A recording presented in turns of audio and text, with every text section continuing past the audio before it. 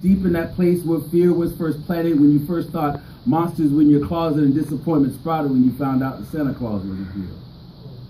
Let me feed that starving part of your heart that once harvested trust in a God you believed in but couldn't see, but now you can't bring yourself to trust in this God who has the audacity to call himself your supreme being. Yeah, right there. That's where I'm headed. Fidget all you want, but don't wait to get comfortable, because I ain't just your average knick-knack, paddywhack, bumpy women and crack type of a poet. I am a minister, and I should write all my poems in red ink so people will know who's really speaking.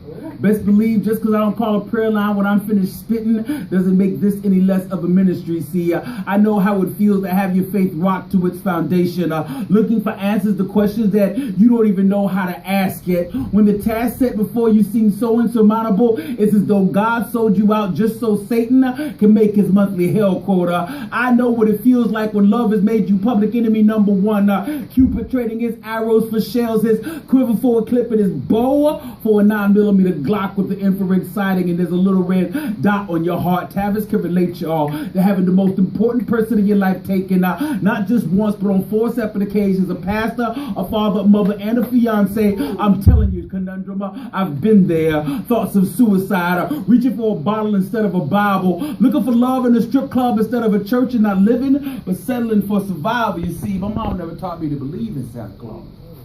And singing old church songs in the dark kept the monsters in the closet away, but I did believe in love. And as a result, I believe the ghost in my heart's closet was that of love lost. So I sat in the lap of God and kissed him on the cheek, but it still felt like he was ignoring me, because he knows that the longer he gives us the silent treatment, the harder for his voice we have to seek. So I reached into his pocket looking for his wallet, because I figured my heart had to be in there somewhere. But all I found were 3 Tic Tacs, 64 billion sticky notes of unanswered prayers, and Santa Claus inspired identification cards. So I flat out told him, God, I don't believe in love no more.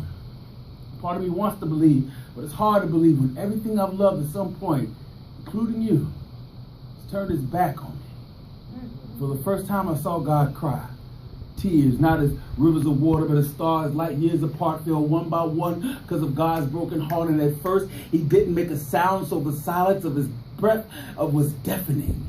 But when he did speak, 2 shots from a Mossberg couldn't have hit me any harder, because he said, son.